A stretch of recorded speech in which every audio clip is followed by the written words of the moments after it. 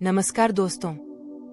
5 अगस्त 2020 की तारीख राम मंदिर के इतिहास में काफी महत्व रखती है। 1528 से 2020 तक 492 वर्षों तक फैले इस इतिहास में कई महत्वपूर्ण क्षण आए। विशेष रूप से उल्लेखनीय 9 नवंबर 2019 को 5 न्यायाधीशों की संवैधानिक पीठ द्वारा सुनाया गया निर्णय था, जिसने देश की सबसे लंबी कानूनी लड़ाइयों में से एक, अयोध्या भूमि विवाद मामले में एक ऐतिहासिक फैसला सुनाया। वर्ष 1528 मुगल सम्राट बाबर के सेनापति मीर बाकी के आदेश के तहत एक विवादित स्थल पर एक मस्जिद का निर्माण किया गया था। हिंदू समुदाय ने इस स्थान पर भगवान राम की जन्मभूमि होने का दावा किया और वहां एक प्राचीन मंदिर के अस्तित्व का दावा किया। हिंदू पक्ष के अनुसार भगवान राम का जन्मस्थान मस्जिद के मुख्य प्रतिष्ठान के नीचे है। बाबरी मस्जिद में 3 गुंबदें थे। साल 1853 से 1949 तक 1853 में इस जगह पर पहली बार दंगे हुए। 1859 तक ब्रिटिश प्रशासन ने विवादित क्षेत्र के चारों ओर बाधाएं लगा दी, जिससे मुसलमानों को संरचना के भीतर पूजा करने और हिंदुओं को बाहर पूजा करने की अनुमति दी गई। दिसंबर 1949 में एक विवादास्पद घटना सामने आई जब मस्जिद परिसर में भगवान राम की मूर्तियां पाई गईं। हिंदुओं ने दैवीय उपस्थिति का दावा किया, जबकि मुसलमानों ने आरोप लगाया कि मूर्तियां रात में गुप्त रूप से वहां रखी गई थीं। उत्तर प्रदेश सरकार ने मूर्तियों को हटाने का निर्देश जारी किया, लेकिन जिला मजिस्ट्रेट डीएम के नायर ने संभावित दंगों और हिंदू भावनाओं के बढ़ने पर चिंता का हवाला देते हुए आदेश को निष्पादित करने में असमर्थता व्यक्त की। नतीजतन सरकार ने ढांचे को विवादित माना और उस पर ताला लगा दिया। 1950 में फैजाबाद सिविल कोर्ट को 2 आवेदन प्राप्त हुए, एक रामलला की पूजा करने की अनुमति देने का अनुरोध और दूसरा विवादित ढांचे के भीतर भगवान राम की मूर्ति रखने की अनुमति देने का अनुरोध। इसके बाद 1959 में निर्मोही अखाड़े ने तीसरा आवेदन दाखिल किया। वर्ष 1961 यूपी सुन्नी वक्फ बोर्ड ने विवादित स्थल पर कब्जा करने और मूर्तियों को हटाने की मांग करते हुए एक आवेदन दायर किया। 1984 में विश्व हिंदू परिषद ने विवादित ढांचे के स्थान पर एक मंदिर बनाने के इरादे से एक समिति की स्थापना की। 1986 में फैजाबाद जिला न्यायाधीश केएम पांडे ने यूसी पांडे की एक याचिका का जवाब देते हुए 1 फरवरी को एक आदेश जारी किया, जिसमें संरचना पर लगे ताले को हटाने की अनुमति दी गई, जिससे हिंदुओं को उस स्थान पर पूजा करने की अनुमति मिल गई। 6 दिसंबर 1992 को वीएचपी, शिवसेना और विभिन्न हिंदू संगठनों के कई कार्यकर्ताओं ने विवादित ढांचे के विध्वंस में भाग लिया। इस घटना के कारण देश भर में सांप्रदायिक दंगे भड़क उठे, जिसके परिणामस्वरूप 2000 से अधिक लोगों की दुखद मौत हुई। सन 2002 गोधरा में एक दुखद घटना घटी, जहां हिंदू कार्यकर्ताओं को ले जा रही एक ट्रेन में आग लगा दी गई, जिसके परिणामस्वरूप 58 लोगों की जान चली गई। इस घटना के कारण गुजरात में बड़े पैमाने पर दंगे भड़क उठे, जिससे 2000 से अधिक लोगों की दुर्भाग्यपूर्ण मौत हो गई। 2010 में इलाहाबाद उच्च न्यायालय ने विवादित स्थल को 3 बराबर भागों में विभाजित करने का फैसला जारी किया और उन्हें सुन्नी वक्फ बोर्ड, रामलला विराजमान और निर्मोही अखाड़ा को आवंटित कर दिया। 2011 में सुप्रीम कोर्ट ने हस्तक्षेप करते हुए अयोध्या विवाद को लेकर इलाहाबाद हाई कोर्ट के फैसले पर रोक लगा दी थी। सुप्रीम कोर्ट ने मामले से संबंधित प्रमुख भाजपा नेताओं के खिलाफ आपराधिक साजिश के आरोपों को बहाल करते हुए अदालत के बाहर समाधान का आग्रह किया। 8 मार्च 2019 को सुप्रीम कोर्ट ने मामले को मध्यस्थता के लिए भेज दिया और एक पैनल नियुक्त किया, जिसे 8 सप्ताह की अवधि के भीतर कार्यवाही समाप्त करने का काम सौंपा गया। 1 अगस्त 2019 मध्यस्थता पैनल ने अपनी रिपोर्ट पेश की। 2 अगस्त 2019 सुप्रीम कोर्ट ने मामले को सुलझाने में मध्यस्थता पैनल के प्रयासों को असफल घोषित किया। 6 अगस्त 2019 सुप्रीम कोर्ट में अयोध्या मामले की दैनिक सुनवाई शुरू हुई। 16 अक्टूबर 2019 सुप्रीम कोर्ट ने अयोध्या मामले की सुनवाई पूरी की और अपना फैसला सुरक्षित रख लिया। 9 नवंबर 2019 सुप्रीम कोर्ट की 5 जजों की बेंच ने राम मंदिर निर्माण के पक्ष में फैसला सुनाया। हिंदू पक्ष को विवादित भूमि में से 2.77 एकड़ जमीन दी गई, साथ ही मस्जिद के लिए अलग से 5 एकड़ जमीन उपलब्ध कराने का अतिरिक्त आदेश दिया गया। 25 मार्च 2020।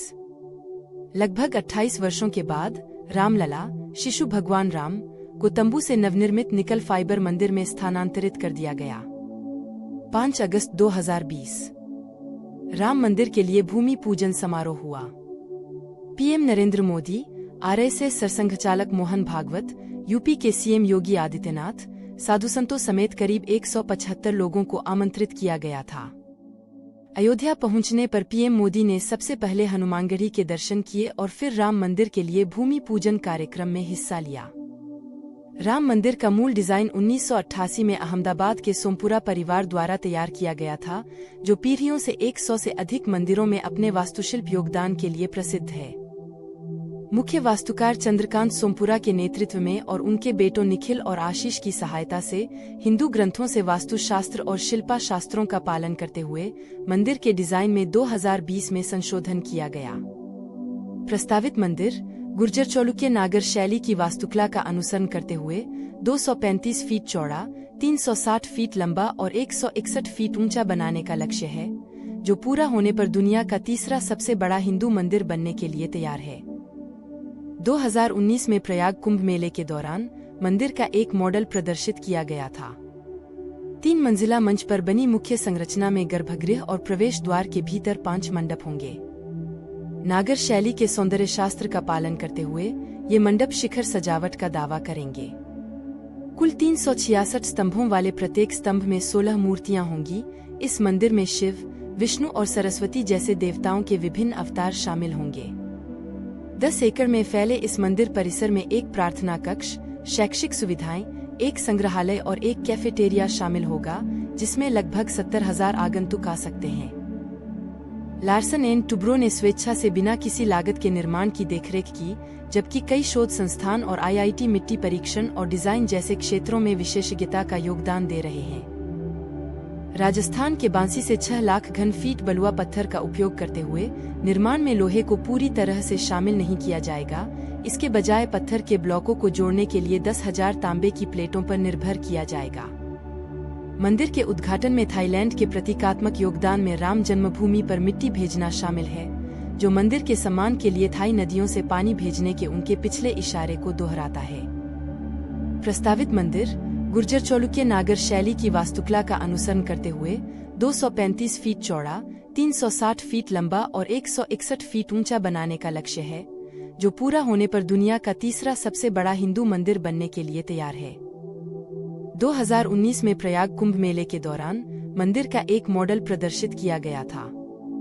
3 मंजिला मंच पर बनी मुख्य संरचना में गर्भगृह और प्रवेश द्वार के भीतर 5 मंडप होंगे। नागर शैली के सौंदर्य शास्त्र का पालन करते हुए ये मंडप शिखर सजावट का दावा करेंगे। कुल 366 स्तंभों वाले प्रत्येक स्तंभ में 16 मूर्तियां होंगी। इस मंदिर में शिव, विष्णु और सरस्वती जैसे देवताओं के विभिन्न अवतार शामिल होंगे। 10 एकड़ में फैले इस मंदिर परिसर में एक प्रार्थना कक्ष, शैक्षिक सुविधाएं, एक संग्रहालय और एक कैफेटेरिया शामिल होगा, जिसमें लगभग 70,000 आगंतुक आ सकते हैं। लार्सन एंड टुब्रो ने स्वेच्छा से बिना किसी लागत के निर्माण की देखरेख की, जबकि कई शोध संस्थान और आईआईटी मिट्टी परीक्षण और डिजाइन जैसे क्षेत्रों में विशेषज्ञता का योगदान दे रहे हैं। राजस्थान के बांसी से 6 लाख घन फीट बलुआ पत्थर का उपयोग करते हुए निर्माण में लोहे को पूरी तरह से शामिल नहीं किया जाएगा। इसके बजाय पत्थर के ब्लॉकों को जोड़ने के लिए 10,000 तांबे की प्लेटों पर निर्भर किया जाएगा। मंदिर के उद्घाटन में थाईलैंड के प्रतीकात्मक योगदान में राम जन्मभूमि पर मिट्टी भेजना शामिल है, जो मंदिर के सम्मान के लिए थाई नदियों से पानी भेजने के उनके पिछले इशारे को दोहराता है। मंदिर में राम लला विराजमान रहेंगे, जो विष्णु के अवतार राम के शिशु रूप हैं। दर्जी भागवत प्रसाद और शंकर लाल ने राम लला की पोशाक सिली। शंकर लाल राम की मूर्ति के लिए 4थी पीढ़ी के दर्जी थे। रामलला विवादित स्थल पर 1989 के अदालती मामले में एक वादी थे और कानून द्वारा उन्हें न्यायिक व्यक्ति माना जाता था। मंदिर ट्रस्ट के अनुसार अंतिम ब्लूप्रिंट में मंदिर परिसर के भीतर सूर्य, गणेश, शिव, दुर्गा, विष्णु और ब्रह्मा को समर्पित मंदिर शामिल है।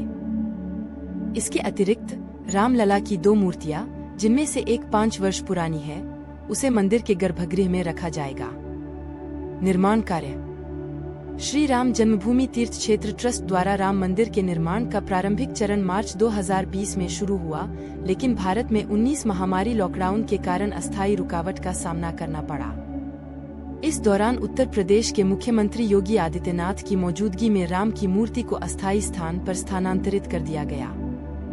मंदिर के निर्माण की तैयारी में विश्व हिंदू परिषद ने 6 अप्रैल 2020 को विजय महामंत्र जाप अनुष्ठान का आयोजन किया, जहां लोग विजय महामंत्र श्री राम, जय जय राम का जाप करने के लिए एकत्र हुए।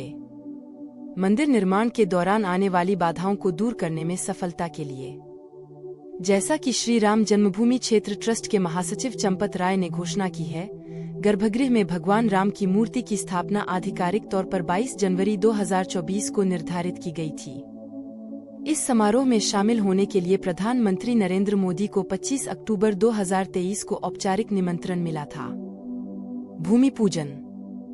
मंदिर का निर्माण 5 अगस्त 2020 को एक भूमि पूजन समारोह के बाद शुरू हुआ, जहां प्रधानमंत्री नरेंद्र मोदी द्वारा आधारशिला के रूप में 40 किलो चांदी की ईंट स्थापित की गई थी। इससे पहले रामार्चन पूजा और मंदिर में प्रमुख देवताओं के निमंत्रण सहित विभिन्न वैदिक अनुष्ठान और पूजाएं आयोजित की गईं। मंदिर को पवित्र करने के लिए त्रिवेणी संगम, कावेरी नदी और कामाख्या मंदिर सहित भारत भर के कई धार्मिक स्थलों से मिट्टी और पवित्र जल एकत्र किया गया था। समारोह के दिन पीएम मोदी ने भूमि पूजन कार्यक्रम से पहले हनुमानगढ़ी मंदिर में आशीर्वाद मांगा। मुख्यमंत्री योगी आदित्यनाथ, आरएसएस प्रमुख मोहन भागवत और अन्य जैसी उल्लेखनीय हस्तियों ने भी भाग लिया और भाषण दिए। 2021 प्रेजेंट। अगस्त 2021 में मंदिर स्थल पर चल रहे निर्माण की निगरानी के लिए एक सार्वजनिक दर्शन क्षेत्र स्थापित किया गया था। भूमि पूजन समारोह के बाद लगभग 40 फीट 12 मीटर मलबा साफ कर दिया गया और शेष जमीन को संकुचित कर दिया गया। नींव का निर्माण रोलर कॉम्पैक्ट कंक्रीट का उपयोग करके किया गया था। सितंबर 2021 के मध्य तक लगभग 47 से 48 परतें, प्रत्येक 1 फुट ऊंची, को अंतिम रूप दिया गया था। हालांकि मिर्जापुर में बिजली आपूर्ति के मुद्दों के कारण बलुआ पत्थर की कटाई में देरी हुई। 2022 की शुरुआत में मंदिर ट्रस्ट ने प्रासंगिक जानकारी के साथ मंदिर के कल्पित निर्माण को प्रदर्शित करने वाला एक 3D वीडियो जारी किया। जनवरी 2023 तक लगभग 60 मिलियन वर्ष पुरानी और क्रमशः 26 और 14 टन वजन वाली 2 शालिग्राम चट्टानें नेपाल में गंडकी नदी से ले जाया गया था। इन चट्टानों का उपयोग गर्भगृह में रामलला की मूर्ति को तराशने के लिए किया गया था। मई 2023 तक श्री राम जन्मभूमि तीर्थ क्षेत्र ट्रस्ट ने 70% जमीनी कार्य और 40% छत का काम पूरा होने की सूचना दी। दिसंबर 2023 तक पूरे आधार पर पर्याप्त प्रगति हुई थी, जिसमें गर्भगृह वाले मुख्य मंदिर को घेरने वाले आसपास के 6 छोटे मंदिर भी शामिल थे। यह परियोजना 22 जनवरी 2024 तक समाप्त होने वाली है। एकता और सद्भाव। अयोध्या राम मंदिर धार्मिक एकता और सद्भाव का एक गहरा प्रतीक है, जो एक लंबे विवाद के समाधान का प्रतीक है और अयोध्या की विरासत में एक नए अध्याय की शुरुआत करता है। मंदिर का इतिहास लाखों लोगों की अटूट आस्था के प्रमाण के रूप में कार्य करता है और इसके प्रभाव को रेखांकित करता है। भारत के धार्मिक स्थलों के पथ को परिभाषित करने में कानूनी निर्णय। इसका निर्माण इस प्रतिष्ठित स्थान की स्थायी कथा में एक महत्वपूर्ण क्षण है। अयोध्या राम मंदिर कैसे पहुंचे? हवाई मार्ग से निकटतम प्रमुख हवाई अड्डा लखनऊ में है, जो लगभग 140 किलोमीटर दूर है। एक बार हवाई अड्डे पर आप अयोध्या के लिए टैक्सी या बस ले सकते हैं। ट्रेन द्वारा अयोध्या जंक्शन भारत के प्रमुख शहरों से अच्छी तरह से जुड़ा हुआ है। वहां से राम मंदिर की दूरी लगभग 800 मीटर है। सड़क मार्ग से यदि आप गाड़ी चला रहे हैं तो नेविगेट करने के लिए जीपीएस का उपयोग करें। आप लखनऊ 140 किलोमीटर, वाराणसी 200 किलोमीटर या गोरखपुर 130 किलोमीटर से बस या टैक्सी द्वारा अयोध्या पहुंच सकते हैं। एक बार अयोध्या पहुंचने पर स्थानीय लोग मंदिर तक आसानी से पहुंचने के लिए आपका मार्गदर्शन कर सकते हैं या नेविगेशन ऐप का उपयोग कर सकते हैं। यूपीएसआरटीसी आसपास के शहरों से अयोध्या के लिए नियमित बस सेवा भी प्रदान करता है। उत्तर प्रदेश के अयोध्या में श्री राम जन्मभूमि मंदिर के विकास से न केवल स्थानीय अर्थव्यवस्था बल्कि पूरे राज्य पर परिवर्तनकारी प्रभाव पड़ने का अनुमान है। निर्माण कार्य 1 जनवरी 2024 से पहले शुरू होने की दिशा में प्रगति पर है, जिसकी तैयारियां जोरों पर हैं। वर्तमान में अयोध्या सालाना लगभग 2 करोड़ पर्यटकों का स्वागत करता है। मंदिर निर्माण के बाद यह संख्या बढ़कर 10 करोड़ होने की उम्मीद है, जिससे एक जबरदस्त आर्थिक उछाल आएगा। प्रमुख होटल श्रृंखलाओं की ओर से अयोध्या की संभावनाओं पर नजर रखने का चलन बढ़ रहा है। ताज होटल्स ने हाल ही में 2 महंगे होटलों की योजना की घोषणा की, जबकि ओयो ने 20 से 25 बजट होटल स्थापित करने की प्रतिबद्धता जताई। इसके अतिरिक्त रेडिसन और सरोवर पोर्टिको जैसे प्रसिद्ध ब्रांड भी अयोध्या में अपनी पहचान बनाने के लिए तैयार हैं। योगी आदित्यनाथ के नेतृत्व वाली उत्तर प्रदेश सरकार अयोध्या को एक वैश्विक शहर में बदल रही है। इस प्रयास में 20,000 करोड़ रुपए से अधिक का निवेश कर रही है। एक अंतर्राष्ट्रीय पर्यटक केंद्र, एक अंतर्राष्ट्रीय हवाई अड्डा और रेलवे स्टेशन को अंतर्राष्ट्रीय मानकों पर अपग्रेड करने जैसी महत्वाकांक्षी परियोजनाएं चल रही हैं, जो विभिन्न क्षेत्रों में पर्याप्त रोजगार सृजन का वादा करती हैं। इसके अलावा पर्यटकों की संख्या में वृद्धि से स्थानीय उत्पादों, हस्तशिल्प और वस्तुओं की मांग बढ़ेगी, जिससे स्थानीय आबादी के लिए रोजगार के अवसर पैदा होंगे। काशी, मथुरा और वृंदावन जैसे अन्य आध्यात्मिक केंद्रों में इसी तरह के विकास, जैसे काशी विश्वनाथ कॉरिडोर और बांके बिहारी मंदिर और विंध्यवासिनी मंदिर के लिए गलियारों पर चल रहे काम, श्री राम मंदिर के दर्शन के साथ साथ पर्यटकों द्वारा इन क्षेत्रों की खोज की संभावना का संकेत देते हैं। इसके अलावा उत्तर प्रदेश सरकार की बुद्ध सर्किट, जैन सर्किट और बुंदेलखंड सर्किट विकसित करने की योजना से पर्यटन क्षेत्र में और वृद्धि होने की उम्मीद है, जिससे संभावित रूप से राज्य भर में हजारों लोगों को रोजगार मिलेगा। पर्यटन विकास के लिए यह व्यापक दृष्टिकोण उत्तर प्रदेश में रोजगार सृजन का एक महत्वपूर्ण स्रोत बनने की ओर अग्रसर है।